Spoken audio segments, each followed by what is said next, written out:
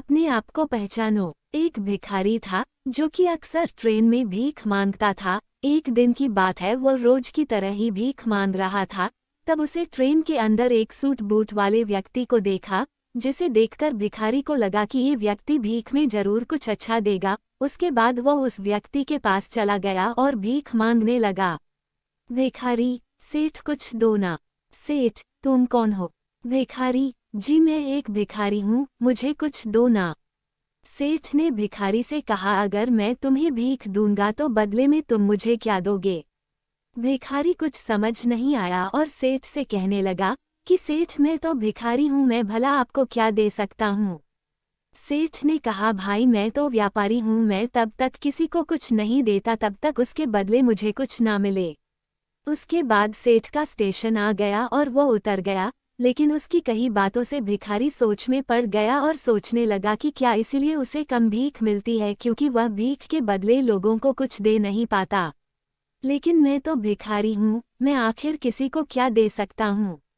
भिखारी यही बात सोच सोचकर बहुत परेशान था। तभी उसने देखा कि उसके आप पास काफी अंदर फूल लगे हुए हैं। उसे आइडिया कि क्यों ना भीख के बदले लोगों को फूल दिए जाएं।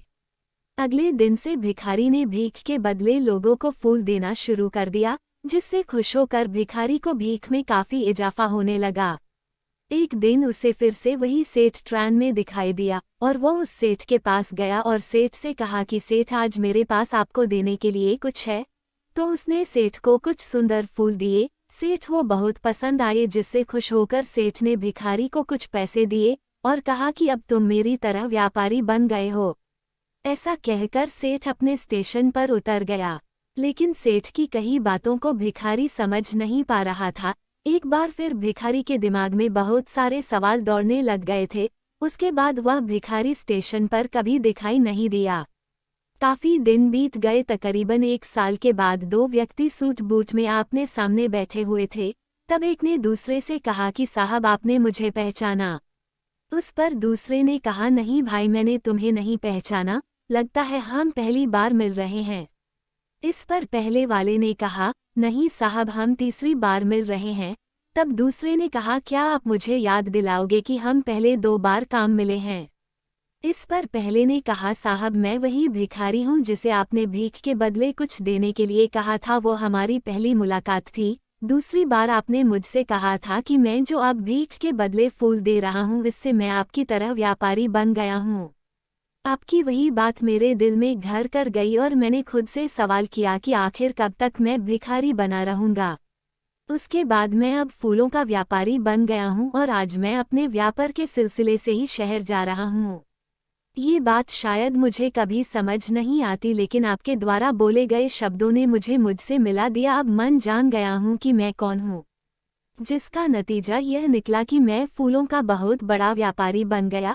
आपने मुझे पहली मुलाकात में प्रकृति का नियम समझाया कि हमें तभी कुछ मिलता है जब हम कुछ देते हैं। लेन देन का नियम जो आपने मुझे समझाया ये सच में काम करता है, लेकिन उसके बाद भी मैं खुद को हमेशा भिखारी ही समझता रहता। अगर आपने मुझे दूसरी मुलाकात में मुझे यह एहसास नहीं करवाया होता कि मैं एक व्यापारी हूँ। अब बस समझ की बात है, इस भिखारी ने जब तक खुद को भिखारी समझा वो भिखारी ही बना रहा, और जब उसने खुद को व्यापारी मान लिया वह व्यापारी बन गया। किसान और भगवान की कहानी। किसी ने क्या खूब कहा है कि जो मुस्कुरा रहा है उसे दर्द ने पाला होगा, जो चल रहा है उसी के पाँव में छाला होगा। बिना संघर्ष के इंसान चमक ही नहीं सकता, जो जलेगा उसी दिए में उजाला होगा। हम में से बहुत से लोग ऐसे हैं जो संघर्ष से बचना चाहते हैं, लेकिन उन्हें याद चाहिए कि संघर्ष ही तो जीवन की आत्मा है। इसीलिए कहते हैं जितना कठिन संघर्ष होगा उतनी ही शानदार जीत भी होगी। एक किसान जो भगवान को बहुत मानता था, एक बार वह किसान भगवान से बहुत ही नाराज हो गया। किसान बहुत ही मेहनती था, बहुत मेहनत के बाद वह खेतों में अनाज उगाता, उसकी देखभाल करता, लेकिन अक्सर उसकी फसल खराब हो जाती। कभी बाढ़ आ जाती, कभी सूखा पड़ जाता, तो कभी तेज धूप और कभी आंधी, मतलब किसी न किसी वजह से उसकी फसल खराब हो जाती। एक दिन की बात है, किसान गुस्से में आसमान की तरफ देखकर भगवान से कहता है, ईश्वर आपको लोग कहते हैं सर्वज्ञता मानते हैं, आपकी मर्जी के बिना एक पत्ता भी नहीं हिलता, पर मुझे तो ऐसा लगता है कि आपको तो छोटी सी छोटी बातों का भी नहीं पता है। आपको तो ये भी नहीं पता है कि खेती बाड़ी कैसे होती है। अगर आपको पता होता तो हर समय जो बाढ़, आंधी और तूफान आते हैं वो फिर कभी नहीं आते। आप नहीं जानते कि इससे कितना नुकसान होता है हम किसानों का। यदि आप मेरे हाथ में ऐसी शक्ति दे कि जैसे मैं चाहूँ वैसा मौसम कर दूं, फिर आप देखना मैं अन्न के भंडार लगा दूंगा।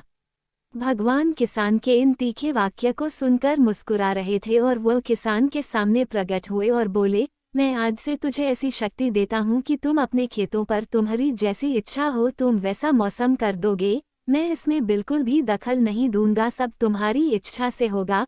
किसान वरदान पाकर बहुत खुश हो गया। अब किसान ने अपने खेतों में गेहूं की फसल बोई। अब जब किसान को लगता कि खेतों को धूप चाहिए तो खेतों पर धूप कर देता, जब पानी बरसना चाहता तो पानी बरसा देता। आंधी, तूफान, बाढ़ आदि कुछ भी उसने अपने खेतों पर आने ही नहीं दिया। किसान के खेत में इस वर्ष ऐसी फसल हुई जैसी शायद पहले कभी नहीं हुई थी। हरी भरी लहलहाती फसल को देखकर किसान मन ही मन वो बहुत खुश हो रहा था और सोच रहा था, अब सबूत के साथ दिखाऊंगा भगवान को कि ऐसे किया जाता है शक्ति का सही उपयोग। मेरी सफलता देखकर तो उन्हें अपनी नियम जरूर बदलने पड़ेंगे। कुछ दिन और गुजरे, अब फसल कटने को तैयार थी। किसान बहुत उत्सुकता के साथ फसल को जैसे ही काटने लगा तो उसकी नज़र गेहूं की बालियों पर गई, तो उसने अपना सिर पीट लिया और वह रोने चिल्लाने लगा। गेहूं की एक भी बाली में गेहूं का एक दाना नहीं था, सारी बालियां अंदर से खाली थी। अब किसान बहुत दुखी हो गया। अब किसान ने भगवान को रोते हुए फिर से पुकारा, हे प्रभु, तुमने ये मेरे साथ क्या किया? तुमने मुझे ऐसी सजा क्यों दी? भगवान प्रकट हुए और बोले, पुत्र, ये तो होना ही था क्योंकि तुमने अपनी फसल को संघर्ष करने का मौका ही नहीं दिया। तुमने तो उन्हें आंधियों से जूझने ही नहीं दिया, न तेज बारिश को सहने दिया और न ही धूप में तपने दिया। तुमने अपने खेतों को एक भी चुनौती का सामना तो करने नहीं दिया न। इसलिए तुम्हारी सारी फसल अंदर से खोखली रह गई। जब आंधी, तूफान, तेज बारिश और तेज धूप पड़ती है तभी ये पौधे अपने अस्तित्व को बचाने के लिए संघर्ष करते हैं, और इसी संघर्ष से जो बल पैदा होता है, जिसमें शक्ति होती है, ऊर्जा होती है, और इसी ऊर्जा पूर्ति को तूने अपने खेतों को करने नहीं दिया। तेरे खेतों में बालियां सिर्फ इसलिए नहीं फूटी क्योंकि तुमने उन्हें कठिन परिस्थितियों से गुजरने ही नहीं दिया जहां उनके अस्तित्व का जन्म होना था। याद रखना, सोना तब तक सोना नहीं होता है, वो आग में तपने, गलने और हथौड़े से पीटने जैसे संघर्षों से होकर नहीं गुजरता है। कोयले का टुकड़ा भी हीरा तभी बनता है जब वो उच्च दाब और उच्च ताप की मुश्किल परिस्थितियों से गुजरता है। इसी तरह अगर हमारी जिंदगी में कोई संघर्ष ही ना हो, कोई चुनौती ही ना हो, तो हम भी इन गेहूं की बालियों की तरह खोखले रह जाएंगे। हमारा भी कोई अस्तित्व नहीं होगा। विपरीत परिस्थितियाँ, चुनौतियाँ और समस्याएं हमें और अधिक निखारती है। अगर जीवन में कठिन परिस्थितियाँ और चुनौतियाँ आए तो घबराना मत, बल्कि उनका डटकर सामना करना और विश्वास करना कि आप और अधिक निखर जाओगे और अधिक मजबूत बन जाओगे। किसी ने सही कहा है, जिंदगी जीना आसान नहीं होता, बिना संघर्ष कोई महान नहीं होता। जब तक ना पड़े हथौड़े की चोट तब तक मेरे दोस्त पत्थर भी भगवान नहीं होता, बस नाम ही रह जाता है। एक बार राजा शुद्धोधन राज्य का भ्रमण करने के लिए अपने महल से निकले। रास्ते में उन्होंने एक वृद्ध को देखा जो कि एक पौधा लगा रहा था। उसे देखकर राजा वहीं रुक गए और वृद्ध के पास जाकर उससे पूछने लगे, आप ये पौधा क्यों लगा रहे हैं? क्या आपको इसके फल मिल पाएंगे? तो वृद्ध ने जवाब दिया, नहीं महाराज, जब ये पौधा बड़ा होकर फल देगा तो मुझे इसके फल नहीं मिलेंगे, क्योंकि जब तक ये बड़ा होगा और फल शुरू कर देगा मैं इस दुनिया में नहीं रहूंगा। लेकिन हमारी आने वाली पीढ़ी को तो इसके स्वादिष्ट फलों का स्वाद मिलेगा।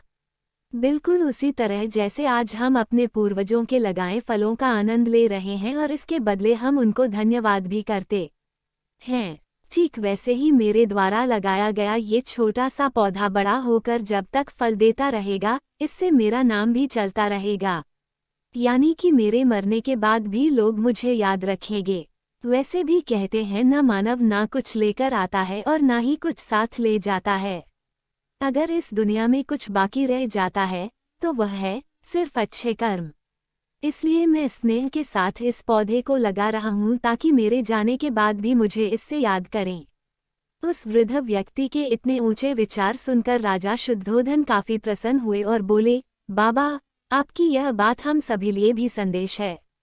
अब हम आपकी तरह ही करेंगे। फिर राजा शुद्धोधन उस वृद्ध को धन्यवाद देकर चले गए। दुनिया एक सराय है। एक राज्य में एक राजा रहता था जो बहुत ज्यादा घमंडी था। उसके घमंड के चलते आसपास के सभी राज्य के राजाओं से भी उसके संबंध अच्छे नहीं थे। उसके घमंड की वजह से सारे राज्य के लोग उसकी बुराई करते रहते थे। एक बार की बात है, उस गांव से एक साधु महात्मा गुजर रहे थे। उन्होंने ने भी राजा के बारे में सुना और राजा को सबक सिखाने की बात सोची। साधु तेजी से राजमहल में बिना और प्रहरियों से पूछे सीधे अंदर चले गए। राजा ने देखा तो वो गुस्से से भर गया। राजा बोला, ये तो उद्दंडता है महात्मा जी, आप बिना किसी की आज्ञा के कैसे अंदर कैसे गए? साधु ने विनम्रता से उत्तर दिया, मैं आज रात आपकी इस सराय में रुकना चाहता हूँ। राजा को ये बात बहुत भी बुरी लगी। वो बोला, और महात्मा जी, ये मेरा राजमहल है, कोई सराय नहीं, कहीं और चले जाइए। साधु ने कहा, राजा साहब, तुमसे पहले ये महल किसका था? राजा जी, मेरे पिताजी का। साधु, तुम्हारे पिताजी से पहले ये महल किसका था? राजा, मेरे दादाजी का। साधु ने मुस्कराकर कहा, थे राजा जी, जिस तरह अक्सर लोग सराय में कुछ देर रहने के लिए आते हैं, वैसे ही ये तुम्हारा ये जो राजमहल भी है, जो कुछ समय पहले तुम्हारे दादाजी का था, फिर कुछ समय के लिए तुम्हारे पिताजी का था, अब कुछ समय के लिए तुम्हारा है, कल किसी और का हो जाएगा। ये राजमहल जिस पर तुम्हें इतना घमंड हो रहा है, ये एक सराय ही है जहाँ एक व्यक्ति कुछ समय के लिए आता है और फिर चला ही जाता है। साधु की इन बातों से राजा इतना प्रभावित हुआ कि सारा राजपाट और मान सम्मान छोड़कर साधु के चरणों में गिर गया और महात्मा जी से क्षमा मांगी और फिर उसने कभी घमंड ना करने की शपथ ली। मित्रों, ये कहानी मात्र नहीं है, बल्कि इस कहानी इसमें एक बहुत बड़ी सीख छुपी हुई है। ये दुनिया एक सराय के समान है, पर लोग रोज आते हैं और कुछ लोग रोज जाते हैं। अच्छी सोच रखिए और अच्छे काम करिए, क्योंकि इस सराय से एक दिन सबको जाना है। आशा है आपको पसंद आई होंगी और आप अपने जीवन में इनसे कुछ जरूर सीखेंगे। हमें कमेंट करके जरूर बताएं, इनमें से आपको सबसे अच्छी कौन सी कहानी लगी। धन्यवाद।